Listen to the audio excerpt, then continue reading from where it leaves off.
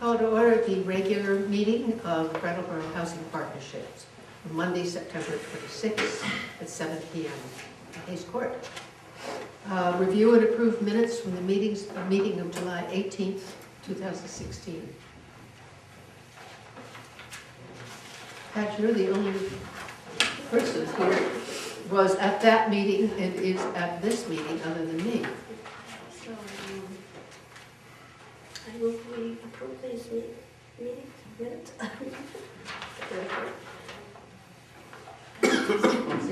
It's in this packet, the regular packet.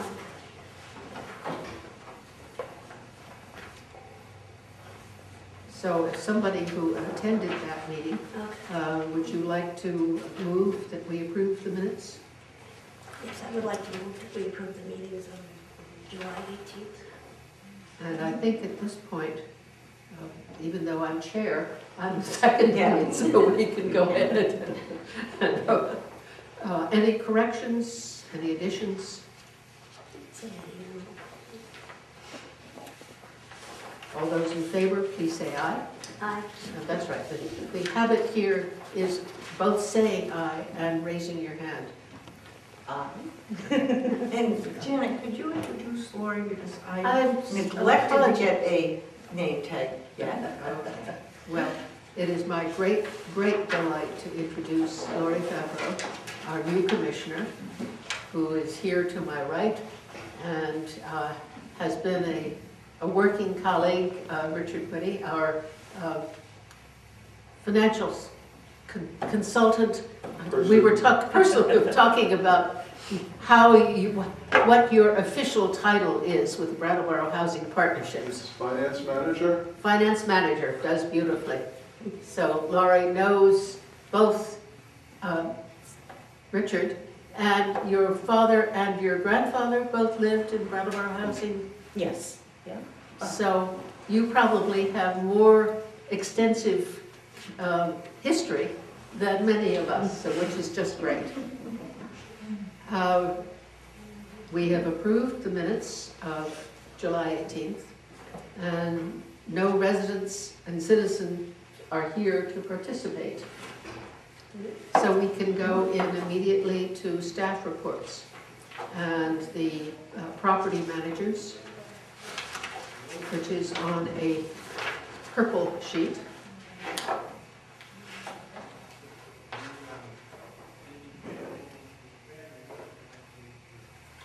Any comments?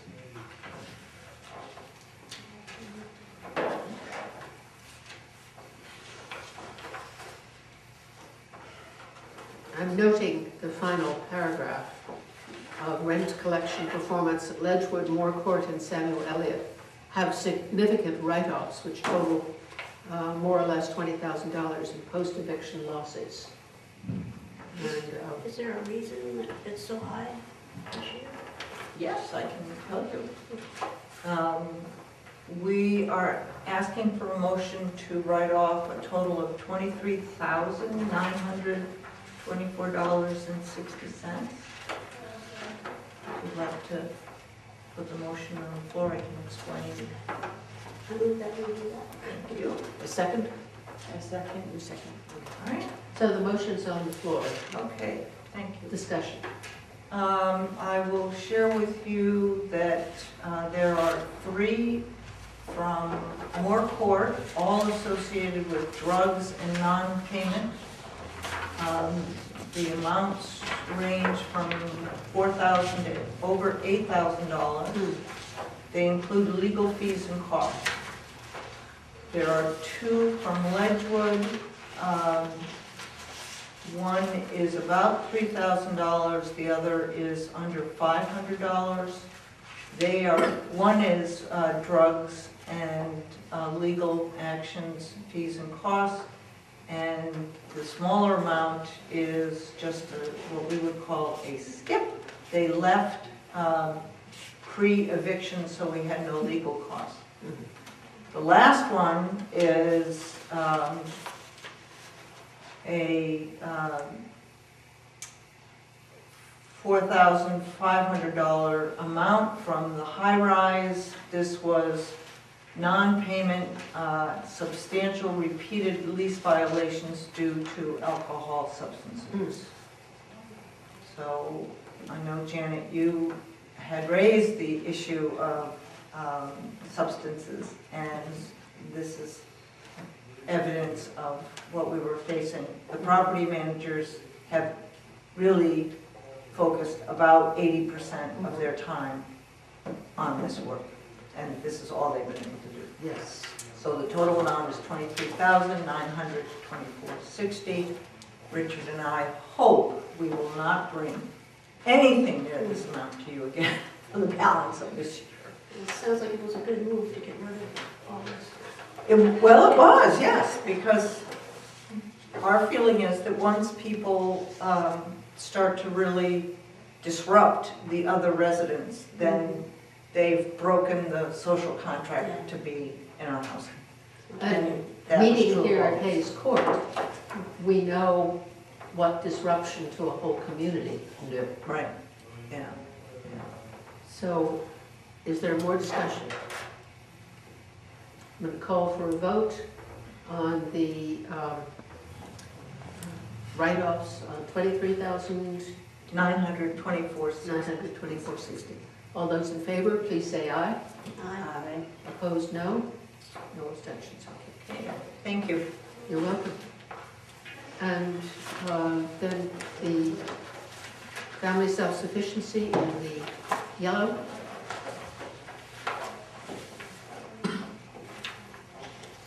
As Lucy Tell said, I wish I had more to report for August than I do. It was an odd month, and as I am still trying to cover all the family self-sufficiency people with minimal luck. So, as we move toward the end of September, are things changing for Lucy, for the family self-sufficiency? Yes, they have a new hire. We have a new hire starting on Monday. And he has currently been working with Brattleboro, the program to help people get jobs. He's really well connected with the employment folks, and I think he'll be a great addition. Great, So, that's good news. yeah. And the resident service coordinators, SASH.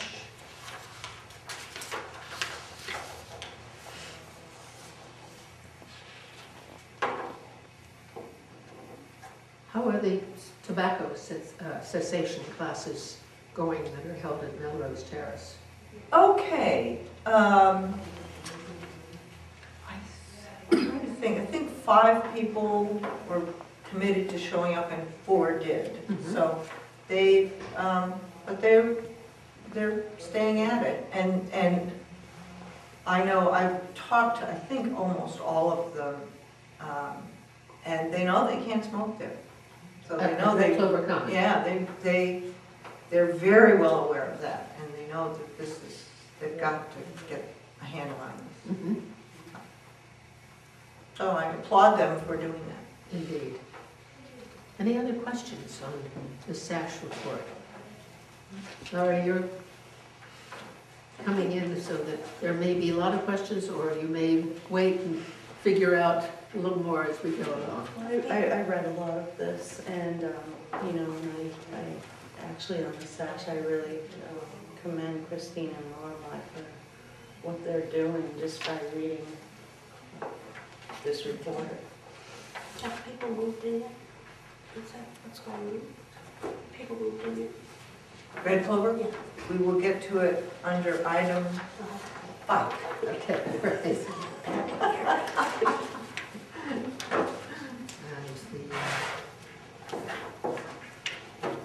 And this, as I try to do with the SASH newsletter, is both attractive and has a lot of really good information.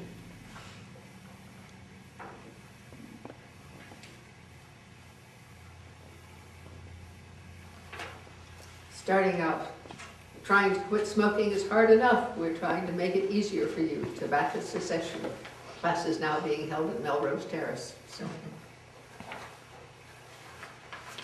the shelter, Section 8, Shelter Plus Care, transitions to housing.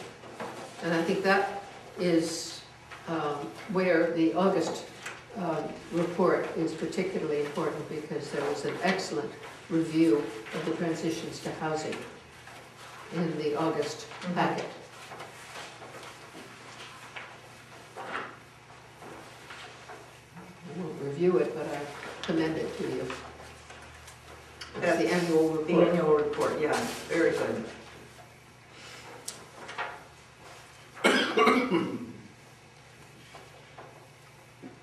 I think, just to draw your attention on the Section 8, the traditional tenant-based vouchers, we had 11 people out searching, which means we'd given them a voucher and said, go look for an apartment.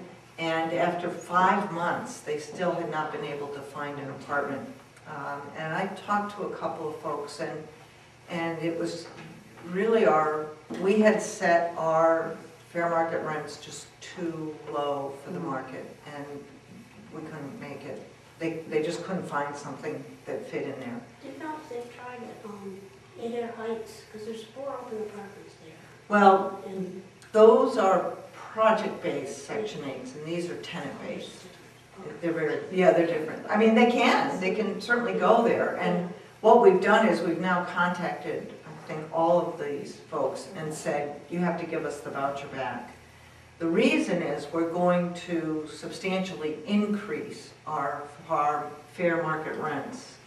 And I'll be bringing those to you in October along with the utility allowances. So we're going to really bring them up, and in doing so, we will have less vouchers out in the market, but the ones we have, they'll be able to lease up with them.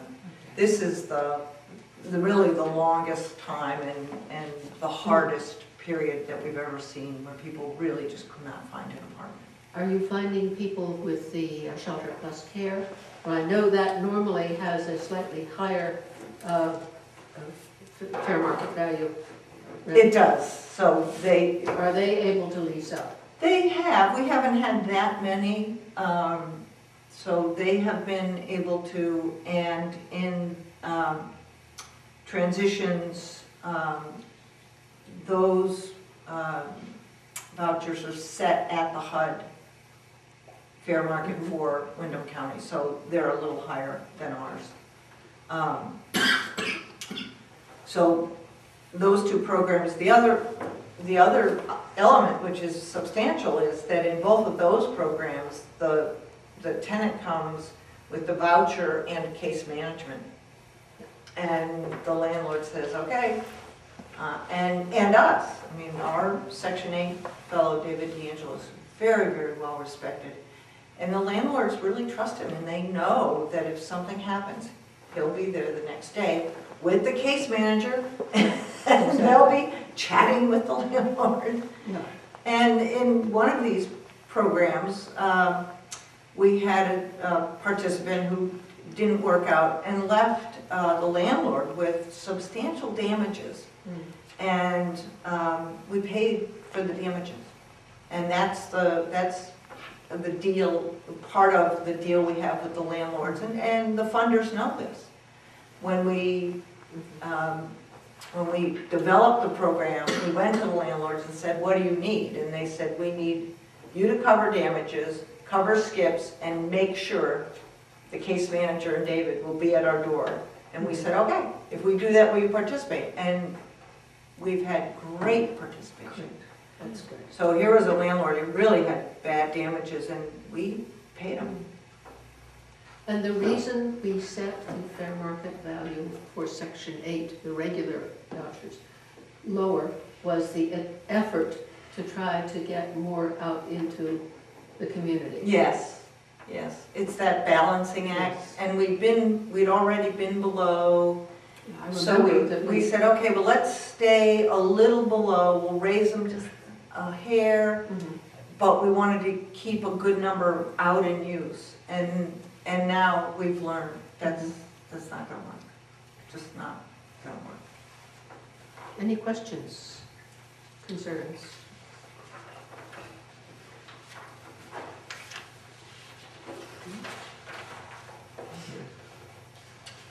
Jack did not have a report, but you can go to the Price Chopper and Walgreens and see.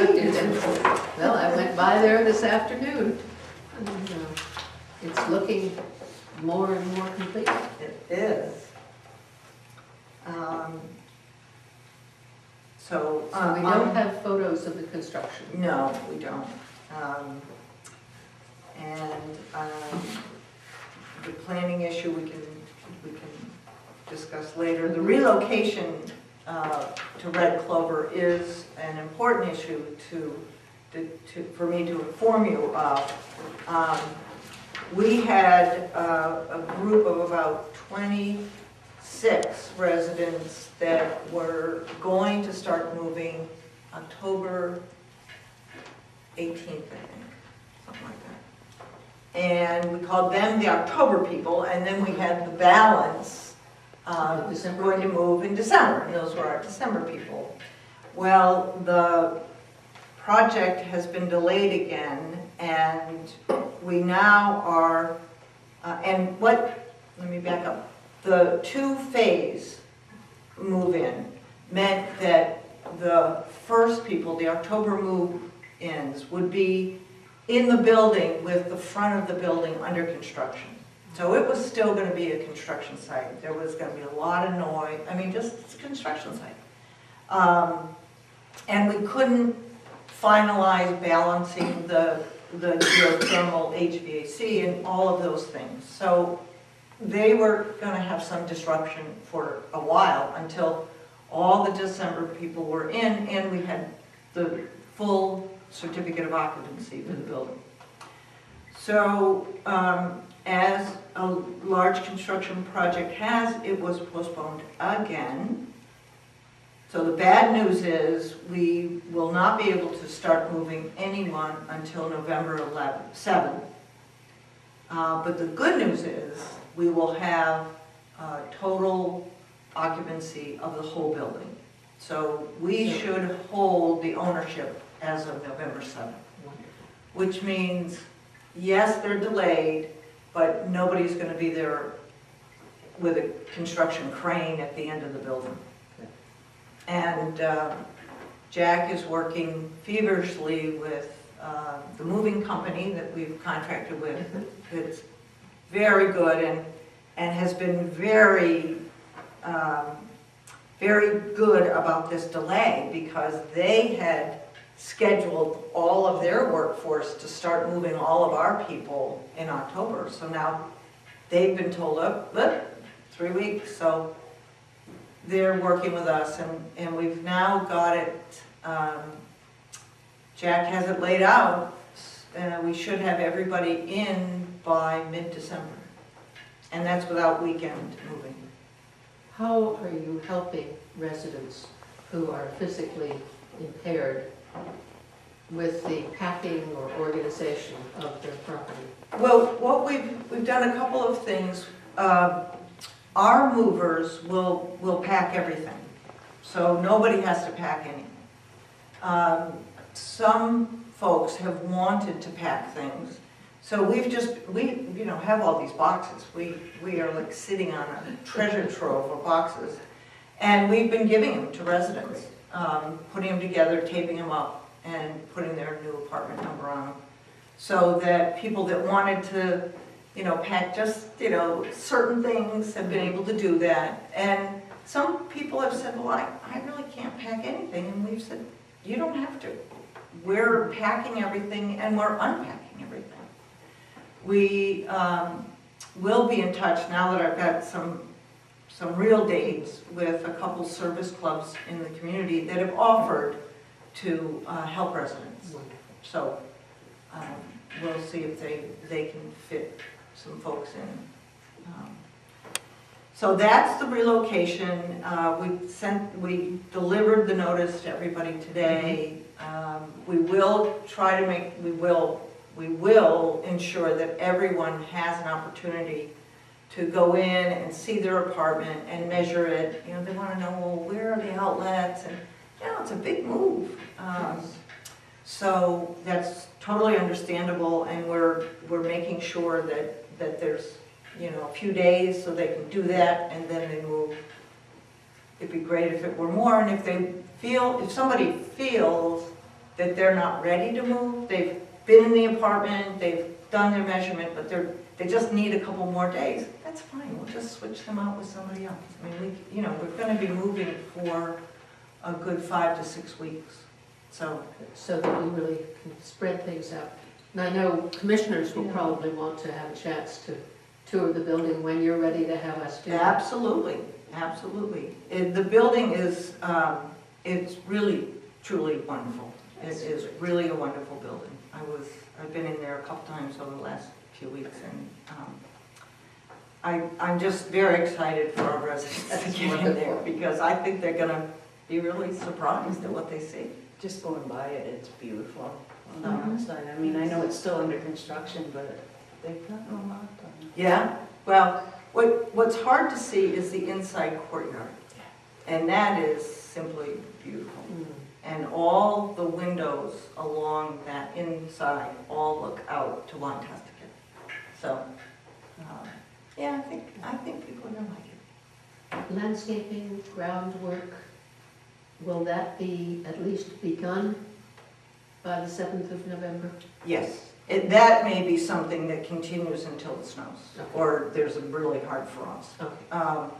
As you know, the drainage system for the building, I'm not sure I told you, it's pretty cool. It's a natural stormwater drainage system. So that's one reason the roof is pitched. And it takes all the water, keeps it on our property, and sends it to detention holding ponds that then it goes into the ground and dissipates. And it's all natural, it's very environmentally pure system.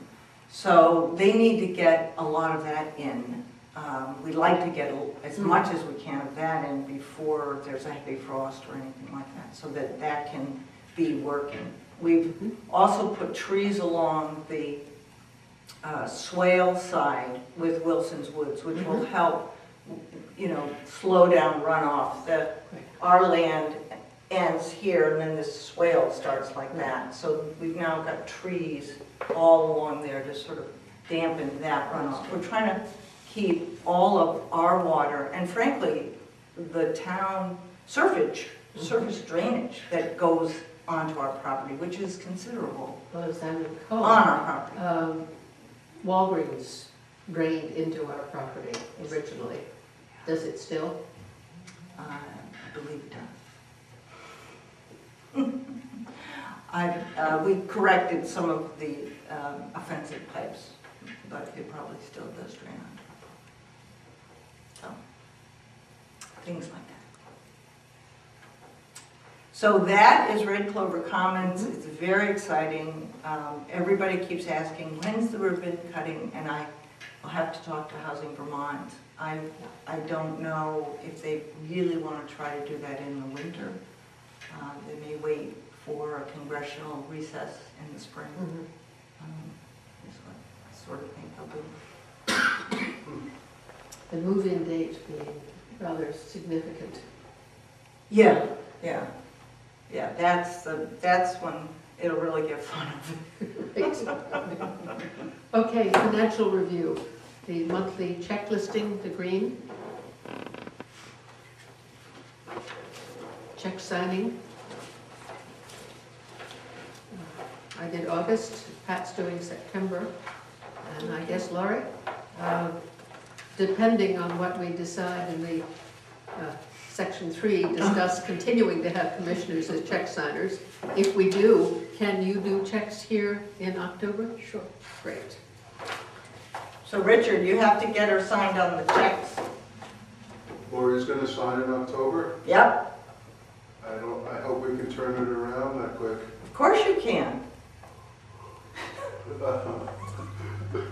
Sounds like marching orders. No, it's just faith, I have faith. Okay, so, so you folks, we need everyone to sign the documents authorizing Lori. So I need to get them from the bank and then Yes. connect with all the other board members and connect with Lori within a week. It'll happen. Is there a backup? Thank you, Pat. All right. Why don't we just set it So up? I noticed that there's I don't really want discuss- November, so I'd rather. an agenda item, discuss continuing to have commissioners Yeah, right. to sign. In my other ear, Pat said, I can do it in October. She would really prefer to have October from November. So that would give Richard a little bit more time to communicate with the bank. I mean, Absolutely. I can get on it, I can No, communicate. that's with- good. Thank you, Pat. Yeah, We'll do it thank you now. very All right, much. so we have Pat in October and Lori will be ready for November. Okay. And then the Thank you for question, that. discuss continuing to have commissioners as check signers. And when I came in August, Richard and I talked about the fact that the banks no longer require 2 signatures, but we have been doing this as a check and balance. Yeah. So discuss. I'm sorry? Discuss whether you want to have us, not you, whether we want to be check signers as coming in, seeing where the money goes, and having a sense of connection between both staff and the commissioners around this very important task. And I expressed my point of view, but as chair, I want to leave it open for others to say. I would think it would, having 2 signatures shows more credibility to the group. I agree with that. And I also think, I agree with your input about it being so that commissioners and the staff can connect more and the commissioners can be on top of what the money is being spent on. May I comment at all? Of course. Okay, thanks. You're the money maker. So I see kind of 2 purposes. So one is, we're required to have a fiscal audit every year. And one of the things that occurs every time is a test of our internal control system. And one of the key features of that is segregation of duties. So that there is somebody watching.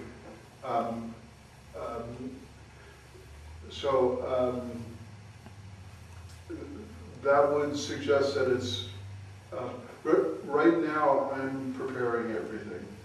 I code the invoices, submit them to program managers for improvement. I do the data entry. I print the checks, and I'm the first signer on the check. So if it ended there, if I was an auditor, I would say, I don't like this. So I'm very strongly in favor of 2 signers. Good. Internally. My own preference is that a board member be, a primary, but also noting that Chris, if a board member couldn't get to sign the checks, that Chris would. We wouldn't leave you high and dry with a check you couldn't use. Right, so we would still have 2 signatures, one preparing it, one reviewing. Every check that's prepared comes with accompanying documentation. I've been noticing that certainly when I come in to sign. Remember, I talked about how helpful it was to have them clipped together. Yeah. And last week when Pat came in, we sat and I I explained every check, actually. Great. And I hope that No, that was good. benefited I you. hadn't had that done before, so it was good. Learning. It allows me to, it frees me in a little way, knowing that, you know, that there's no possibility of something unauthorized occurring. I don't want to, I'm an honest guy, but I also don't want, you know, any possibility of suspicion. So I really value the internal control.